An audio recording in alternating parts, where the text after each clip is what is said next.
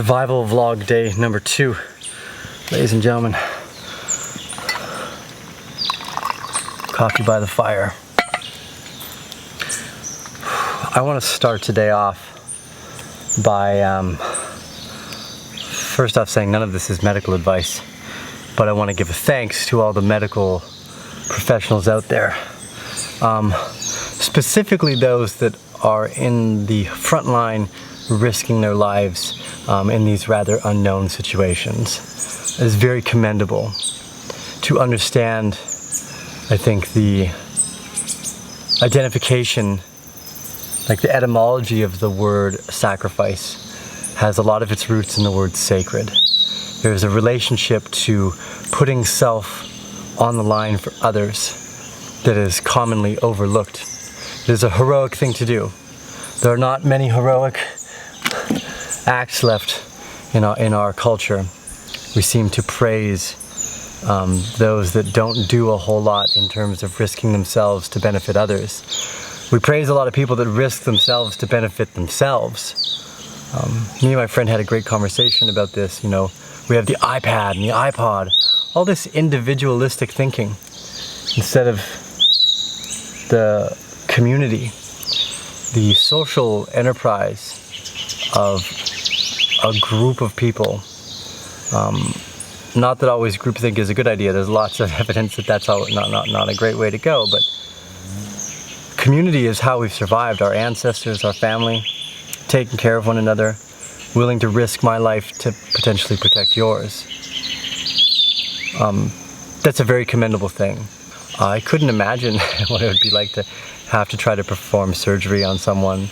I already get like a little squeamish when I have cut myself or like had to get stitches. Not that the stitches bother me, just that seeing that open muscle and flesh is always like, whoa, there's something trippy about it. To be able to take that on is not easy. So I want to start off today by saying thank you all to the frontline professionals. I wanted to second this by prefacing some of the different potential treatments I've seen. So on the John Hopkins website, the guide's website, under treatment, we can see that South Korea has been using something called chloroquine, which is an anti-malarial drug. And from what I understand, it acidifies the cellular walls enough so that zinc can enter the cell. Now, if I'm wrong, again, none of this is medical advice. I'm just trying my best to learn by sharing the information that I've found. I'll leave links for that in the area below. And South Korea seems to some degree have had benefit with that. And chloroquine is very cheap. We've been using it as an anti-malarial drug for a really long time. It does have side effects. Again, not medical advice. There are some other great things. That would only be in like dire circumstances where you don't have another treatment, you're visiting a doctor and you want something on the line that can do, might be able to do something positive for you. That's what I think you should look at something like chloroquine for. The other areas here too, I think, that are important are just your general, what Cliff High calls para-immunity. Vitamin C, zinc, vitamin D, and chaga. Now, I've been doing some research on chaga, and what's fascinating too is that I love when I can find peer-reviewed literature in randomized, double-blind, like placebo-controlled tests, because they're very rigorous. It means the data that we're getting from that is very strong. It means we can't disprove this. There's an ample amount of evidence that this will work. And what's the downside with something like chaga is we have lots of non-peer-reviewed literature, non-clinical trials, because the pharmaceutical companies can't profit off these types of medications, or the pharmacological aspects of being able to just find a medicine off a birch tree. It's a pretty profound idea. It has a bunch of phytonutrients and other really powerful, like magnesium, zinc, things that you want in your body. I also, over the last few days, I've been wandering around the jungle with my gardener, eating different leaves, finding out what they're good for, because he grew up in the jungle. He said it was only maybe 10 years ago that they had their first car out here. So his relationship with nature is very powerful. I've always been awestruck by that type of time spent in the jungle. We hiked around for an hour and a half yesterday, looking at different medicinal plants. edible plants and plants to wipe your ass with, for those that might need it.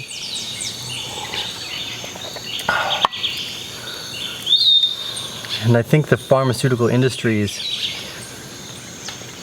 incentive, or disincentive in this case, to not look at particular medicines is the reason why the scientific studies don't get funded. It would be a much more interesting and intriguing society if the scientific agenda was focused on finding treatments and cures that function outside of the regular medical system. I'm hoping that this breakdown in governments and regulations, maybe even in big business and industry as well, are some of the driving factors that push us into a much more artisanal approach. I do think the rigorous confines of the Socratic method and the way we do clinical trials is fantastic, but the money that focuses on paying for those clinical trials is always incentivized to benefit their own interests, not the interests of the people who need the medicine themselves, right? And that's a direct conflict of interest. This is a very smoky log. I'm hoping that this slowing down brings everyone closer to a relationship with nature and the medicines that we have had for so long. You know, we make these medicines, we have no idea if they work or not in the long term, the damage that they could be causing to any part of our bodies. We think they work for now because they've worked for a few years without any real damage. But things like chaga, you know, psilocybin, some of the medicinal, like visionary plants out there, like ayahuasca, these have been around and used for thousands of years, and they have no real negative side effects. Obviously, I don't suggest anyone take these things, at least not under the guise of I told you to. You can do whatever the hell you want. If you want to take ayahuasca, you go right ahead. I have, a bunch of times. A lot of fun. Maybe fun is not the right word. But in terms of the exploration of medicinal, you should just be allowed to freely explore that. You shouldn't be telling people that that's illegal, that plants are illegal, when all we're doing is funding the research of fucking stupid pills that people can patent and make $1 off of. This is a lot of smoke. I'm gonna have to switch this up. I'm sure on the Arcane Bear channel, many of you already know this, but if you do some research onto the terms like JAMA, which is the Journal of American Medical Association, and intravenous vitamin C on sepsis and ARDS. And the ARDS here is what's most applicable for us. It stands for acute respiratory distress syndrome. It's a very common way to die as you get older. Bacterial pneumonia, infections, difficulty breathing. And the onset of that through sepsis, I believe, as well. Again, I'm not a medical professional. I don't know a whole lot about these things, but I'm just trying to reiterate the information that I know so that I can hopefully learn more along the way. So don't quote me on any of this. I could be wrong in what I'm saying to some degree. But the initial trials with vitamin C at around 50 micrograms per kilogram, or milligrams per kilogram, every 24 hours in patients reduced mortality rate around 20%, and the ICU days by like 8 days, which is, in America, it costs around $60,000 per day in the ICU. So it's not a cheap thing, right? But we got to remember, people are incentivized. They make money off keeping you there longer. So this study came out around vitamin C at the end of last year, 2019. So if you happen to be a medical professional or know someone that is, it wouldn't be on your regimen to use chloroquine and zinc if you have a patient, or the vitamin C. But if they're in like the iatrogenic state where the payoff, the risk to reward relationship for your patient might be significantly higher to just give them a bunch of vitamin fucking C, because there's no real downside to that, I would try it. If I were in a doctor's office and I was having acute respiratory distress, I would be asking for vitamin C. I wouldn't even necessarily be wanting any of the things that they had to offer. I don't think that they work.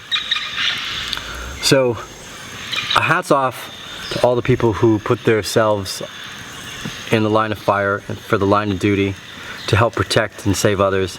You know, I know not all police officers are bad. right? So those well, the military is a bit more hard to justify because we're not really protecting ourselves anymore. They seem to be just fighting endless wars for money. Again, incentivized behavior. Today's chat is a little more cohesive. Again, the only focus here is I want to do this every day. I'm going to start getting more into the vlog aspect, taking you guys around the property, but these next few days are probably just in front of the fire and coffee because I have other stuff I have to do. I have 1 or 2 more big trips to make, and then I'm locked up here for the next 3 to 6 months. I'm not leaving. I've got enough propane as long as I don't cut the electricity off, and even still I've got enough firewood in the background, as you guys saw this morning, for probably the next 3 to 6 months. And we're going to cut down 3 more teak trees today, so I'm going to add to that stockpile. This is a great moment to remember that we can live with less. Focus on the things you've always wanted to study. Pick up the books that you've always wanted to read. Do the things you've always wanted to do. I'm probably going to get a horse. I'm going to ditch the car, and I'm just going to start riding my horse around every day. I'm going to take an hour or 2 every day. I'm going to ride the horse out, take him for a walk, to drink water at the river, to eat grass from the fields that we can walk by as they can graze in. I'm going to a much simpler time. I do believe we have a very robust and exciting technological future ahead of us, but the next 2 to 3 years here could be like 1867. I hope that was a good year.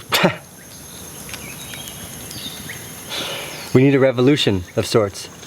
We don't need to go back to big government. We need to go back to smaller municipality, more openness, more freedom to make mistakes, more acceptance and support of those who make failures, to hopefully help benefit us all. Those who bite the bullet in the face of death and tyranny as martyrs, people who stand up for what they believe in. Even if they aren't right, just the fact that they stand up for what they believe in is such a powerful sentiment. Anyways, I'm gonna leave it with that. Remember to give us a thumbs up if you like this content. I know it's a little different than our normal stuff, but this is what you guys are gonna get for the next few months, is me going into lockdown mode. So, leave your thoughts, your comments, let us know what you think of this new style. We will make it more movie takey along for the ride once we get settled in here. And once I get a horse tripod. Anyways, thank you guys all for joining us. I'm just gonna sit here, drink coffee, and I'll let you guys look at the view for the last little bit of this, because I know some of you might be stuck inside somewhere where it's a little colder. Might not be as easy. So we'll just go like this. You guys can enjoy the view with us as I sit here and drink coffee.